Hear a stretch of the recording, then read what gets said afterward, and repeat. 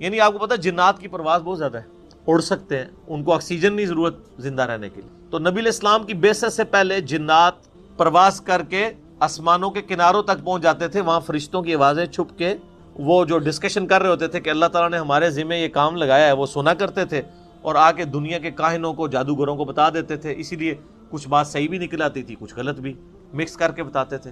تو یہ جنات کہتے ہیں کہ ایک تو ہم نے یہ قرآن سنا تو اب ہمیں پتا چلا کہ اچھا کچھ عرصے سے ہم جب آسمان کی طرف جاتے ہیں تو آسمان پہ سخت پہرے لگے ہوئے ہیں فرشتوں کے، جو ہمیں اوپر نہیں جانے دیتے اور قریب نہیں لگنے دیتے اور فرشتوں کی باتیں نہیں سننے دیتے، اور ہم پر شہاب ثاقب فائر ہونا شروع ہو جاتے ہیں، میٹرائڈز. اب پتا چلا کہ یہ آسمان اتنے پہرے میں کیوں تھا، کیونکہ جب پیغمبر آیا ہوتا ہے نا تو اللہ تعالیٰ پھر پیغمبر کی حفاظت کرتا ہے کہ پیغمبر کے ہوتے ہوئے کوئی غلط خبریں نہ مشہور کرے. من الجن، اے نبی علیہ السلام آپ فرما دیجئے کہ میری طرف وحی ہوئی ہے اس بات کی کہ بڑے غور سے سنا ہے قرآن کو جنات کی ایک جماعت نے. یعنی نبی علیہ السلام بیٹھے ہوئے تھے، یہ مسجد جن بھی موجود ہے خانہ کعبہ شریف سے واکنگ ڈسٹنس کے اوپر ہے. اب وہاں پہ مسجد جن بنا دی گئی ہے جہاں پہ نبی علیہ السلام بیٹھ کے، یعنی وہ کسی درخت کے نیچے یا کسی ایک چھاؤں کے اندر بیٹھ کے نبی علیہ السلام قرآن پڑھ رہے تھے، تو جنات کی ایک جماعت وہاں سے گزر رہی تھی، انہوں نے قرآن سنا، ایمان لے آئے. تو پھر بعد میں جب وہ یعنی جگہ ہائی لائٹ ہوئی تو پھر وہ وہاں پہ مسجد بنا دی گئی، اس میں لوگ نوافل بھی پڑھتے ہیں. میں نے بھی الحمدللہ وہاں بارہا حاضری دی ہے. تو ظاہر انبیاء کرام کے جو اس طرح کے مقامات ہیں وہ اللہ تعالیٰ کی شاعر ہیں. اس میں جو اہل حدیث کا موقف ہے وہ بالکل غلط ہے، اور امام ابن تیمیہ کا بھی، اس کے اوپر میرا ڈیٹیل لیکچر آ چکا ہے، میں آج اس ڈیٹیل میں نہیں پڑھتا. فقالوا انا سمعنا قرآنا عجبا، تو انہوں نے آپس میں گفتگو کرتے ہوئے کہا کہ ہم نے تو آج ایک عجیب قرآن سنا ہے، یہدی الی الرشد، جو راہ دکھاتا ہے ہدایت کی طرف. فآمنا بہ، پس ہم ایمان لے آئے اس کتاب کے. مسلمان ابھی تک ایمان نہیں لا پا رہا. قرآن اس نے یعنی مردے بخشوانے کا ذریعہ بنایا ہوا ہے، حفظ کا ذریعہ بنایا ہوا ہے، محفل قرات کا ذریعہ بنایا ہوا ہے، لیکن قرآن کی تعلیمات کے اوپر ابھی تک اس کی توجہ نہیں ہے. اور ادھر جنات کو دیکھیں کہ ایک ہی دفعہ راہ چلتے ہوئے نبی علیہ السلام کو قرآن پڑھتے ہوئے سنا تو انہوں نے کہا یہ تو کتاب ہدایت کی طرف رہنمائی کرتی ہے، ہم بے شک اس کے اوپر ایمان لے آئے. وَلَن نُشْرِكَ بِرَبِّنَا أَحَدًا، اور ہم ہرگز شریک نہیں بنائیں گے اپنے رب کے ساتھ کسی اور ہستی. یعنی ایمان لانے کا مطلب ہی توحید ہے. ایمان لانے کا مطلب بزرگ بابوں کو ماننا نہیں ہے، توحید ہے، ایک اللہ کا تعارف. اور توحید بھی صرف اللہ کو ماننا نہیں، اللہ کی ماننا اور اللہ کے ساتھ کسی کو شریک نہ ٹھہرانا. اللہ کو تو سارے ہی مان رہے ہیں، مسئلہ ہے ہی سارا شرک ہے، مسئلہ سارا ہی ٹوٹل اوبیڈینس آف گاڈ کا ہے. تو پہلی جناب نبی علیہ السلام کی تلاوت نے ان کی کایا کلب کر دی. وَأَنَّهُ تَعَالَى جَدُّ رَبِّنَا مَتَّخَذَ صَاحِبَةً وَلَا وَلَدًا، اور بے شک ہمارے اعلیٰ و عرفہ رب کی یہ شان نہیں ہے کہ اس نے کسی کو اپنی بیوی یا بیٹا بنایا ہو. یہ ہم بھی پڑھتے ہیں نا جب ثنا وَتَعَالَى جَدُّكَ، یہ وہی الفاظ جد ربنا، ہمارے اونچی شان والے رب کی یہ شان ہی نہیں ہے کہ اس نے کسی کو اپنی بیوی بنایا ہو یا اپنا بیٹا بنایا ہو. یعنی بنیادی وہی توحید کی دعوت ہے نا. قل هو اللہ احد اللہ الصمد لم یلد ولم یولد ولم یکن له کفوا احد وانه كان يقول سفیہنا علی اللہ شططا، اور یہ بھی راز کھل گیا کہ ہمارے احمق لوگ اللہ کے بارے میں ناروا باتیں کرتے رہے. ان کو بھی ان کے مولویوں نے گمراہ کیا ہوا تھا. جب انہوں نے اللہ کی بات سنی اللہ کے پیغمبر کی زبان مبارک سے تو انہوں نے کہا یہ ہمارے بزرگ بابے ہمیں کیا کیا سکھاتے رہے ہیں. دیکھ لیں نا، وہ کہہ رہے ہیں نا کہ ہمارے جو بیوقوفوں نے ہمیں جو پٹیاں پڑھائی ہوئی تھی وہ تو کچھ اور تھی. اچھا آپ دیکھیں، آپ کو سیم اینالوجی یہ بھی نظر آئے گی ہمارے اس معاشرے کی بھی، کہ جب پہلی دفعہ کسی پہ حقیقت توحید آشکار ہوتی ہے تو وہ سب سے پہلے یہ کہتا ہے یار سانو کہڑے پاسے لایا سی انہوں نے ساڑھے بڑیاں نے. تو اب وہ کہہ رہے ہیں کہ یعنی اس سے یہ لگ رہا ہے شاید وہ عیسائی تھے، کرسچن جن تھے، کیونکہ وہ کہہ رہے ہیں کہ ہمارے رب نے نہ تو بیوی کوئی بنائی ہے نہ کوئی بیٹا بنایا ہے. اس طرح کا کوئی عقیدہ تھا ان کا پہلے، یا کوئی اور ہستیوں کو وہ شریک ٹھہراتے تھے. تو جیسے ہی قرآن سنا تو قرآن کی دعوت نے اپیل کیا تو انہوں نے کہا کہ ہم پہ تو یہ بات بھی کھل گئی ہے. اے نبی فرما دیجئے میری طرف وحی کی گئی کہ جنوں کی ایک جماعت نے قرآن تلاوت کرتے ہوئے مجھے سنا تو انہوں نے گفتگو کرتے ہوئے آپس میں کہا کہ ہم نے آج ایک عجیب قرآن سنا جو ہدایت اور رہنمائی یعنی ہدایت کی طرف رہنمائی دیتا ہے، پس ہم اس پر ایمان لے آئے اور ہم ہرگز اپنے رب کے ساتھ کسی کو شریک نہیں ٹھہرائیں گے، اور یہ کہ ہمارا رب جو بڑی شان والا ہے اس نے نہ کسی کو بیوی بنایا نہ کسی کو بچہ، اور یہ کہ ہمارے احمق لوگ اللہ کے بارے میں ناروا باتیں رکھتے ہیں۔ وَأَنَّا ظَنَنَّا أَن لَّن تَقُولَ الْإِنسُ وَالْجِنُّ عَلَى اللَّهِ كَذِبًا، اور ہم تو یہ خیال کیے ہوئے تھے کہ انسان اور جن اللہ کے بارے میں کبھی جھوٹ بول ہی نہیں سکتے۔ اتنے بڑے بڑے بزرگ کیسے جھوٹ بول سکتے ہیں؟ یہ وہی بات آ گئی ہے۔ یعنی جنات نے کہا کہ ہم سمجھتے تھے کہ جن اور انسان جو کچھ اللہ کے بارے میں عقیدے بتا رہے ہیں، اللہ تو ان کا خالق ہے، یہ کیسے ہو سکتے ہیں وہ اللہ کے بارے میں جھوٹ بولتے ہوں؟ یہاں پہ بھی لوگ کہتے ہیں نا جی اللہ نے بزرگوں نے عطا کیتا ہے، جی اے بزرگ جو کچھ کر دینے اللہ نے ان کو قدرت دی ہوئی ہے۔ تو جنات کہتے ہیں جب ہم نے نبی الاسلام کا توحید بھرا قرآن سنا تو ہم اس سوچ میں پڑھ کے یہ ہو سکتا ہے کہ کوئی جن اور انسان بھی اللہ پہ جھوٹ بولے؟ تو حقیقت ہے کہ جن اور انسان جھوٹ ہی بول رہے ہیں۔ وَلَا تَقُولُوا عَلَى اللَّهِ إِلَّا الْحَقِّ، مت کہا کرو اللہ کے بارے میں سوائے وہ بات کے جو حق پہ مبنی۔ اور اس طریقے سے جھوٹ بولنا کہ ہر وہ عقیدہ امت کو بتانا جو اللہ اور اس کے محبوب علیہ السلام نے نہیں بتایا، یہ اللہ پر جھوٹ باندھنا ہے۔ میں نے پچھلے دنوں بھی بتایا تھا کہ بریلوی اور دیوبندی دونوں کے بزرگوں نے یہ مشترکہ عقیدہ لکھا ہے۔ دیوبندیوں نے اپنی وہ المحند علی المفند میں لکھا، بنیادی عقیدے کی کتاب میں۔ بریلویوں نے اپنی کئی کتابوں میں، قرآن پاک کی تفسیر کے اندر، مشکات المصابیح کی تفسیر میں مفتی احمد جان خان نعیمی صاحب نے لکھا کہ ہمارا یہ عقیدہ ہے کہ نبی علیہ السلام کی جو قبر مبارک ہے وہ خانہ کعبہ اللہ کے عرش اور کرسی سے بھی افضل ہے۔ جب ہم یہ پوچھتے ہیں کہ کہاں لکھا ہوا ہے، وہ کہتے ہیں آپ نبی علیہ السلام کے گستاخ ہیں۔ یہ ویسا ہی ہے کہ اگر کوئی عیسائی کہے کہ ہم حضرت عیسیٰ علیہ السلام کو اللہ کا بیٹا مانتے ہیں تو ہم اس سے اگر پوچھیں کہ یہ کہاں لکھا ہوا ہے، انجیل سے ہی نکال دو، تحریف شدہ انجیل سے ہی نکال دو، اور وہ یہ کہنا شروع کر دے آپ عیسیٰ علیہ السلام کی شان کی منکر ہیں۔ شان کے منکر نہیں ہے، ہم ہر اس بات کے منکر ہیں جو اللہ اور اس کے پیغمبروں نے تعلیم نہیں کی۔ تو یہاں پر بھی دیکھیں جنات کہتے ہیں ہم سوچ بھی نہیں سکتے تھے کہ ہمارے بزرگان دین اللہ پر جھوٹ باندھیں گے، چاہے وہ جنوں میں سے ہو یا انسانوں میں سے۔ اللہ نے تو کوئی ایسے عقیدے نہیں بتائے ہوئے۔ وَأَنَّهُ كَانَ رِجَالٌ مِّنَ الْإِنسِ، اور یہ کہ انسانوں میں سے ایسے لوگ بھی ہیں بیوقوف، يَعُوذُونَ بِرِجَالٍ مِّنَ الْجِنِّ فَزَادُوهُمْ رَهَقًا، کہ وہ جنات کے مردوں کی پناہ حاصل کرتے ہیں اور اس چیز نے جنوں کو غرور میں ڈال دی۔ اگلے زمانوں میں بھی ہوتا تھا، اب بھی ہے، کہ جب کبھی بھی سفر کرتے تھے نا تو جا کے وہ کسی جنگل سے گزر رہے ہوتے تھے نا تو اس جنگل میں داخل ہوتے ہی کہتے تھے کہ اس جنگل کے سب سے بڑے جن کی پناہ میں ہم آتے ہیں، نعوذ باللہ، بجائے اللہ کی پناہ مانگنے۔ بخاری اور مسلم میں ابن مسعود رضی اللہ تعالیٰ عنہ کا قول موجود ہے، سورہ بنی اسرائیل کی آیت نمبر 56 ہے، جس میں اللہ تعالیٰ فرماتا ہے کہ یہ جن ہستیوں کو اللہ کے سوا پکار رہے ہیں نا، وہ ہستیاں تو خود اللہ سے امید رکھتی ہیں، اللہ کی طرف متوجہ ہوتی ہیں، اللہ کے عذاب سے ڈرتی رہتی ہیں، اس کی رحمت کی امیدوار ہیں، اور یہ بیوقوف انہی ہستیوں کو پکار رہے ہیں۔ اس آیت کی تفسیر میں، آیت نمبر 56 بنی اسرائیل کی، ابن مسعود رضی اللہ تعالیٰ عنہ کا قول بخاری اور مسلم دونوں میں موجود ہے۔ وہ کہتے ہیں کہ یہ ان جنات کے بارے میں نازل ہوئی کہ جن جنات کی لوگ پناہ حاصل کیا کرتے تھے جنگلات میں جا کے۔ ان میں سے کئی جنات ایسے بھی ہوتے تھے جو خود مواحد ہوتے تھے اور وہ مذاق اڑاتے تھے، یہ انسان دیکھو ہماری پناہ حاصل کر رہے ہیں، ہماری کیا اوقات ہے۔ میں آپ کو بتاؤں، یعنی لوگ جنات سے ڈرتے ہیں اور جن انسانوں سے ڈرتے ہیں۔ تو یہاں پہ وہ جنات کہہ رہے ہیں کہ جب سے پناہ لینی شروع کی ہے نا انسانوں نے، انسان بزدل ہوئے نا، تب سے ہی جنات کے اندر غرور آ گیا۔ ان کو تو پتہ ہی نہیں تھا کہ اچھا یہ تو ہماری پناہ حاصل کر رہے ہیں، تو وہ اور اکڑ گئے کہ ہم انسانوں سے سپیریئر ہیں، ورنہ انسان سے کیسے سپیریئر ہے جن۔ وَأَنَّهُمْ ظَنُّوا كَمَا ظَنَنْتُمْ أَن لَّن يَبْعَثَ اللَّهُ أَحَدًا، اور یہ کہ انسانوں نے یہ بھی گمان کیا جیسے تم گمان کرتے ہو کہ اللہ اب کسی کو رسول بنا کر نہیں بھیجے گا۔ اچھا، اس سے اشارہ مل گیا کہ یہ کرسچن جن تھے، اور ظاہر ہے کہ نبی علیہ السلام اور عیسیٰ علیہ السلام کے درمیان آلموسٹ 600 سال کا فرق ہے۔ عیسیٰ علیہ السلام 33 عیسوی میں اٹھائے گئے ہیں اور نبی علیہ السلام 571 عیسوی میں پیدا ہوئے ہیں، اور صحیح بخاری میں بھی حدیث موجود ہے کہ نبی علیہ السلام اور حضرت عیسیٰ علیہ السلام کے درمیان 600 سال کا فرق ہے۔ اسے فترت کا پیریڈ کہتے ہیں، ایسا پیریڈ جس میں کوئی پیغمبر مبعوث نہ ہوا ہو، پوری دنیا میں کوئی پیغمبر نہیں آیا ان 600 سالوں میں۔ سورۃ المائدہ میں بھی اس کا ذکر موجود ہے کہ اب ایک فترت کے پیریڈ کے بعد ہمارے پیغمبر آ گئے ہیں، ایسا نہ ہو کہ تم یہ کہو کہ ہمارے پاس کوئی ڈر سنانے والا نہیں آیا، تو ہم نے ڈر سنانے والا اور خوشخبری سنانے والا تمہارے پاس محمد رسول اللہ صلی اللہ علیہ وآلہ وسلم کی مبارک ہستی کی فارم میں بھیج دی ہیں، تم ان کے اوپر ایمان لاؤ۔ تو اس کو کہتے ہیں فترت کا پیریڈ۔ یہ فترت تا کے ساتھ ہوتی ہے، توئیں کے ساتھ نہیں، تو کے ساتھ نہیں ہوتی، تا 2 نقطوں والا، فا 2 نقطوں والا تے، را اور تا۔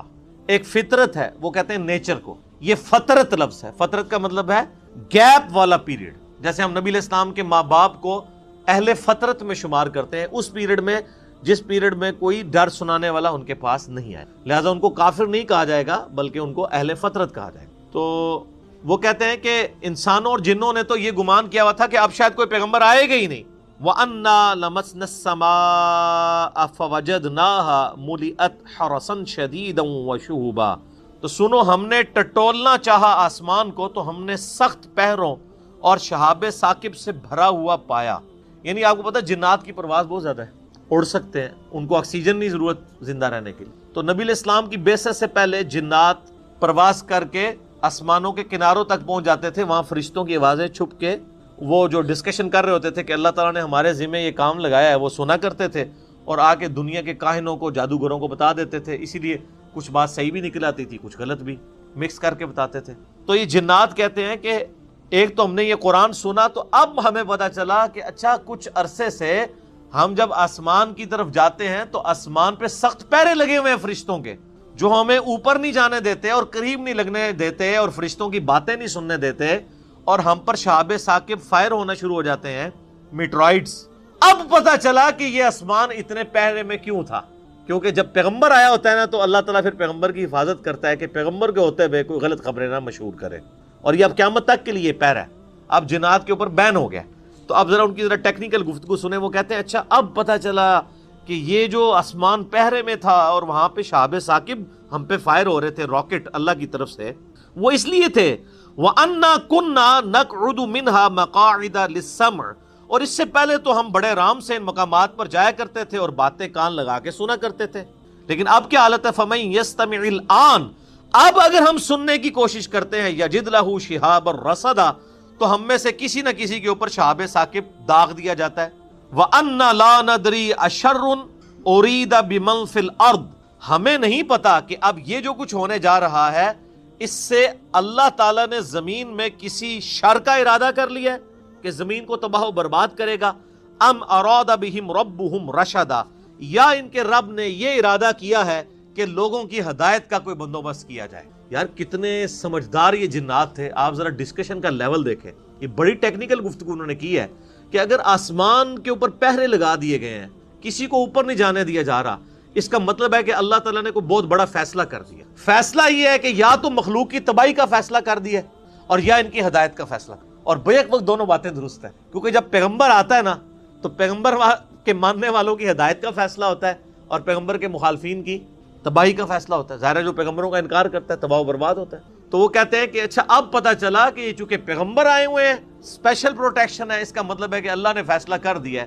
کہ اب اس دنیا کے اوپر لوگوں کو ہدایت کی وجہ سے کامیابی کی طرف لے کے جانا ہے، اور جو وقت کے پیغمبر محمد رسول اللہ صلی اللہ علیہ وآلہ وسلم کا انکار کرنے والے لوگ ہیں وہ تباہ و برباد ہوں گے۔ انہوں نے کس طرح کڑیاں ملانے شروع کر دی ہیں۔ وَأَنَّا مِنَّا الصَّالِحُونَ وَمِنَّا دُونَ ذَلِكَ، اور یہ کہ ہم میں نیک بھی ہیں اور برے بھی ہیں۔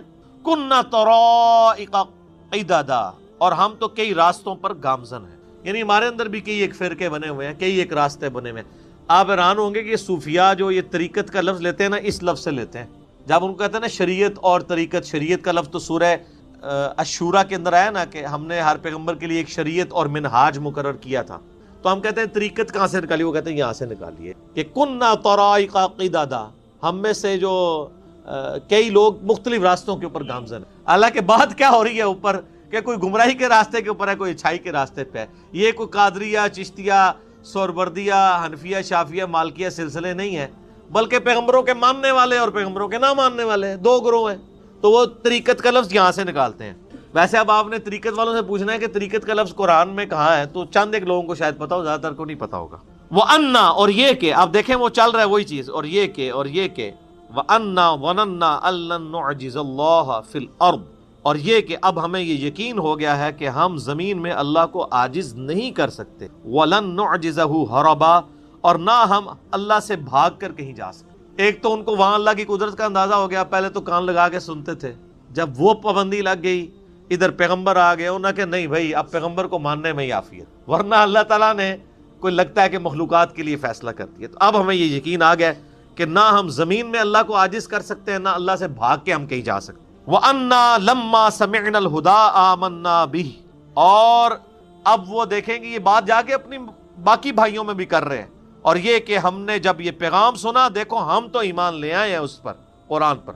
فَمَن يُؤْمِن بِرَبِّهِ فَلَا يَخَافُ بَخْسًا وَلَا رَهَقًا، پس جو شخص اپنے رب پر ایمان لاتا ہے تو اسے نہ کسی نقصان کا خوف ہوگا نہ کسی ظلم کا. یعنی نہ صرف انہوں نے ایمان قبول کیا بلکہ ایمان قبول کرتے ایک دائی بھی بن گئے. کسی مدرسے سے ڈگری بھی نہیں لی انہوں نے، جا کے مزے کی بات دیکھیں نا، کہیں جا کے پڑھتے کوئی عربی صرف ناف سیکھتے یہ وہ نہ، انہوں نے نبی علیہ السلام سے چند آیات سنی جنات نے اور آگے جا کے دعوت تبلیغ کا کام شروع. اور نبی علیہ السلام کو پتہ بھی نہیں ہے، جیسے ہمیں بھی نہیں پتا ہوتا کہ ہماری ویڈیو سن سن کے کون کہاں دعوت و تبلیغ کا کام کر رہا ہے. ہمیں پتہ، کوئی آ کے بتاتا ہے تو پتہ چلتا ہے نا.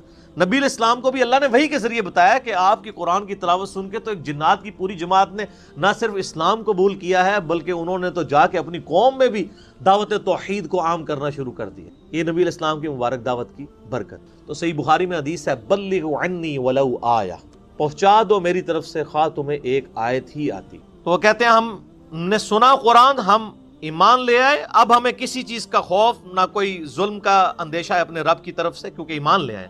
وَأَنَّا مِنَّا الْمُسْلِمُونَ وَمِنَّا الْقَاسِطُونَ، اور بے شک یہ کہ ہم میں سے کچھ تو تابع فرمان ہیں اور کچھ ظالم ہیں. یعنی جنات میں بھی اللہ کے تابع فرمان بھی ہیں، اللہ کے باغی بھی ہیں. فَمَنْ أَسْلَمَ فَأُولَٰئِكَ تَحَرَّوْا رَشَدًا، تو جنہوں نے اسلام قبول کیا تو انہوں نے حق کی راہ تلاش کر لی.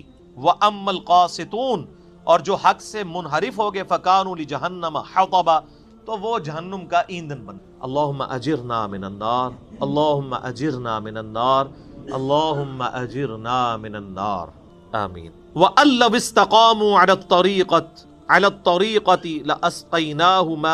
لَأَسْقَيْنَاهُم مَّاءً غَدَقًا، اور اگر وہ ثابت قدم راہ حق پر ہیں تو ہم انہیں سیراب کریں گے کثیر پانی کے ساتھ. اب یہ اللہ تعالیٰ کا کلام ہے کہ جو کوئی پیغمبروں کا تابع فرمان بنے گا تو اس پہ اللہ تعالیٰ پانی کا نزول فرمائے گا. پانی آج بھی بہت اہم ہے، اس زمانے میں بھی تھا. وہ پنجابی چ کہندے نا کہ جڑا کسان ہوتا ہے نا، کسان وہ دی اللہ نال پائی والی ہوندی ہے، وہ ہر وقت اللہ کے ساتھ تعلق میں رہتا ہے، خصوصاً بارانی زمین والا کسان. وہ محنت کرتا ہے، ہل چلاتا ہے، پھر بیج بوتا ہے، پھر کہتا ہے یا اللہ تو نے بارش نازل فرمانی ہے، تبھی اس میں سے کچھ نکلے گا نا. تو اللہ تعالیٰ فرما رہا ہے کہ اگر ثابت قدم رہے حق پر تو اللہ تعالیٰ پانی کے ذریعے سیراب کرتا ہے، یعنی تمہیں کھیت عطا فرمائے گا، پھل عطا فرمائے گا، تمہارا رزق کی فراوانی ہو جائے گی اگر تم اللہ کا راستہ اختیار کرو گے. لِنَفْتِنَهُمْ فِيهِ، تاکہ اللہ تعالیٰ آزمائش کرے اس میں ان کی. وَمَن يُعْرِضْ عَنْ ذِكْرِ رَبِّهِ، اور جو کوئی اپنے رب کے ذکر سے روگردانی کرے، يَسْلُكْهُ عَذَابًا صَعَدًا، تو ہم وہ اسے داخل کرے گا سخت عذاب کے اندر. تو یہ سائملٹینیس کنٹراسٹ ہے. دنیا میں عذاب آئے نہ آئے، آخرت کا بڑا عذاب تو آنا ہے اللہ کے نافرمانوں کے اوپر، پیغمبروں کی روگردانی کرنے والوں کے اوپر. اب وہ اہم ترین آیت آ رہی ہے، سورۃ الجن آیت نمبر 18. وَأَنَّ الْمَسَاجِدَ لِلَّهِ فَلَا تَدْعُوا مَعَ اللَّهِ أَحَدًا، اور یہ کہ مسجدیں اللہ ہی کے لیے ہیں پس مت عبادت کرو اللہ کے ساتھ کسی. یہ تو ترجمہ کیا ہوا ہے بریلویوں نے، لیکن لفظی ترجمہ یہ نہیں ہے اس کا. وَأَنَّ الْمَسَاجِدَ لِلَّهِ، اور یہ کہ بے شک مسجدیں اللہ ہی کے لیے ہیں. فَلَا تَدْعُوا، تو مت دعا دو، مت پکارو. دعا کہتے ہیں پکارنے.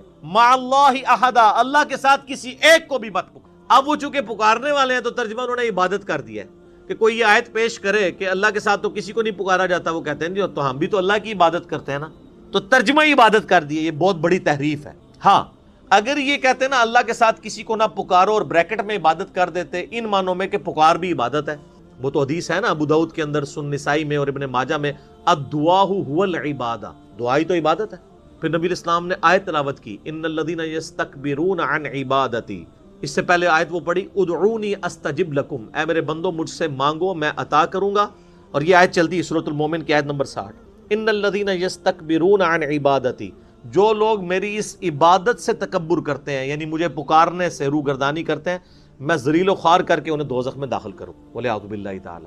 تو یہ نبی علیہ السلام نے خود آیت تلاوت کر کے بتایا، الدعاء هو العبادہ. پہلے یہ حدیث بیان کی، پھر ساتھ ہی آیت پڑھی کہ پکارنا ہی عبادت ہے. اس لیے آپ دیکھ لیں پکارنے کی عبادت اتنی بڑی عبادت ہے کہ اس کو علیحدہ سے اللہ نے ذکر کیا ایاک نعبد و ایاک نستعین، عبادت اللہ کی اور عبادت کی اعلیٰ ترین شکل دعا کے لیے، غیب میں کسی ہستی کے بارے میں عقیدہ رکھنا کہ وہ آپ کی مدد کو پہنچے گا اللہ کے ساتھ۔ تو اس کے اوپر میرے کئی کلپ، پچھلے دنوں میرا ایک نیا کلپ ابھی ریکارڈ ہوا ہے، یا رسول اللہ انظر حالنا پر صحیح عقیدہ۔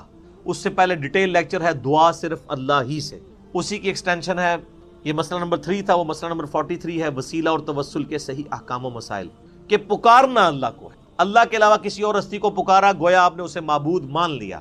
مدد کے لیے اگر پکارا، ویسے پکار سکتے ہیں، ہم نماز میں پکارتے ہیں السلام علیک ایھا النبی، اے نبی آپ پر سلام ہو، لیکن ہم المدد یا رسول اللہ تو نہیں کہہ رہے ہوتے۔ مدد کے لیے پکارنا منع ہے، صرف پکارنے میں کوئی حرج نہیں، مدد کے لیے پکارنا وہ قرآن پاک میں آ گیا، اَمَّن يُجِيبُ الْمُضْطَرَّ إِذَا دَعَاهُ وَيَكْشِفُ السُّوءَ وَيَجْعَلُكُمْ خُلَفَاءَ الْأَرْضِ أَإِلَٰهٌ مَّعَ اللَّهِ، بھلا بتاؤ تو کون مصیبت اور اضطراب میں گھرے ہوئے شخص کی تکلیف کو دور کرتا ہے، فریاد کو سنتا ہے اور اس سے تکلیف دور کر دیتا ہے، اور تمہیں زمین پر اگلوں کا خلیفہ کرتا ہے، کیا اللہ کے ساتھ کوئی اور معبود بھی ہے؟ یعنی جس کو تم اللہ کے علاوہ پکار رہے ہو وہ معبود ہی ہے، چاہے بندہ سمجھ کے پکار رہے ہو، چاہے اسے رب سمجھ کے پکار رہے ہو، تو جھگڑا ہی نہیں ہے، اللہ کے علاوہ کسی کو پکارنا ہی نہیں۔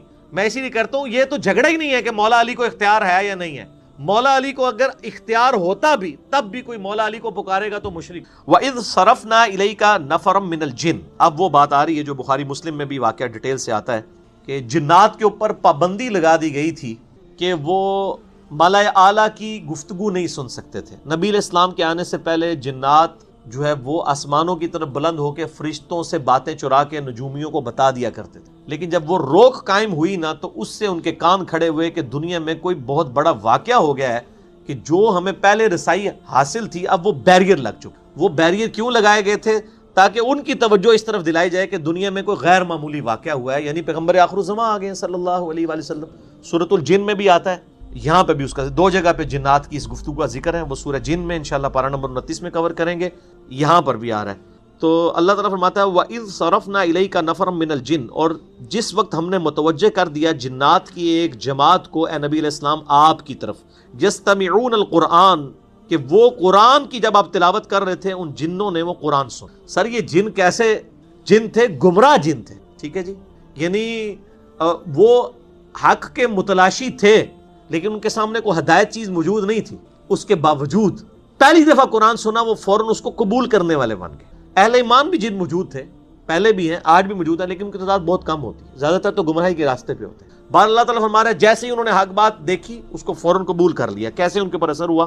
فلما حضروہ قالوا انصتوا، جب وہ آپ کی خدمت میں پہنچے، اور یہ مسجد جن آج بھی موجود ہے مکہ شریف کے اندر، میں نے اس مسجد کے اندر نماز بھی پڑھی ہے، بالکل واکنگ ڈسٹنس پہ ہے جہاں پہ نبی علیہ السلام، یعنی اس وقت تو مسجد نہیں تھی، اب وہاں پہ مسجد جن بنا دی گئی ہے، یعنی وہ آپ کا ایک خیمہ تھا، وہاں پہ آپ بیٹھ کے قرآن کی تلاوت کر رہے تھے اور وہاں سے جنات گزرے اور انہوں نے قرآن سنا۔ جب وہ آپ کی خدمت میں پہنچے تو انہوں نے ایک دوسرے سے کہا خاموش ہو جاؤ، یعنی یہ قرآن پڑھا جا رہا تھا۔ فلما قضیا، جب تلاوت ہو چکی، ولو الی قومہم منذرین، تو وہ لوٹے اپنی قوم کی طرف ڈر سناتے ہوئے۔ قرآن بس سنا، وہاں سے قوم کے پاس جا کے انہوں نے وہاں پہ شور مچا دیا کہ بھائی اپنی آخرت کی فکر کرو، اللہ نے مرنے کے بعد تمہیں اٹھانا ہے، زندہ کرنا ہے، پوچھنا ہے تم نے کیا عمل۔ ایک لمحے میں انہوں نے دعوت حق قبول بھی کی اور دائی بھی بن گئے۔ یہاں تو بندے بوڑھے ہو جاتے ہیں، ان کو پھر بھی بتانا چاہتا ہے کہ سر اونٹتے وال چٹے ہو گئے، داڑھی رکھ لو، وہ کہتے نہیں حال ہے نہیں تھوڑا۔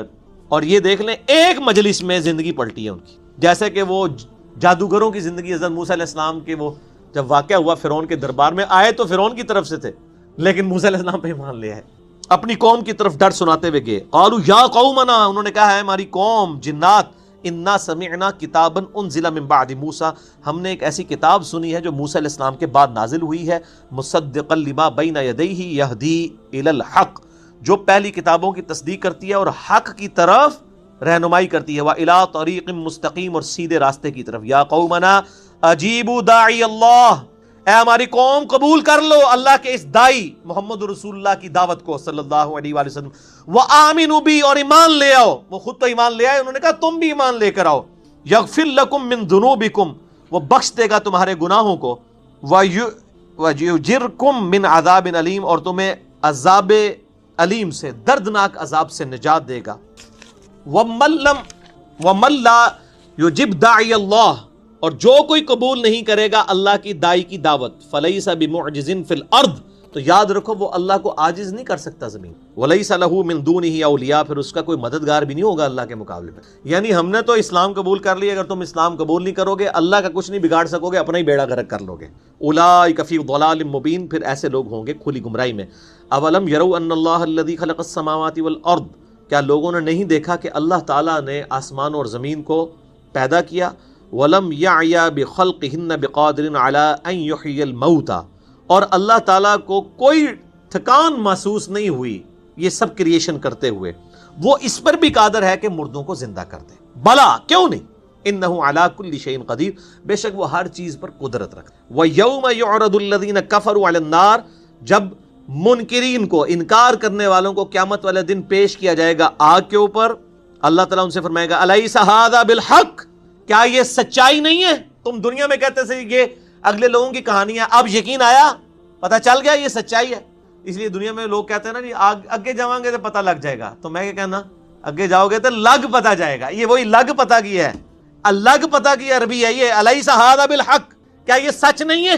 قالوا بلا وربنا، وہ کہیں گے اے اللہ تیرے رب ہونے کی قسم واقعی سچ ہے، لیکن کوئی فائدہ نہیں ہونا، دنیا میں تو جا نہیں سکتے۔ قال فذوقوا العذاب بما کنتم تکفرون، تو اللہ تعالیٰ فرمائے گا نہیں اب تو چکھو عذاب جو تم دنیا میں انکار کیا کرتے تھے۔ فاصبر کما صبروا کما صبر اولو العزم من الرسل، اے نبی علیہ السلام آپ اسی طرح صبر کیجئے جس طرح کہ اگلے اولو العزم پیغمبروں نے بھی اپنے دشمنوں کے خلاف دعوت حق کے دوران ان کو صبر کرنا پڑا، آپ بھی مشرکین عرب کی ایذاؤں پر صبر کیجئے۔ ولا تستعجل لهم، اور ان پر عذاب کی جلدی نہ کیجئے، عذاب کی جو قسط جب آنی ہے وہ اسی وقت آنی ہے، وہ قتال کی شکل میں غزوہ بدر اور احد کے اندر اور خندق میں آئی۔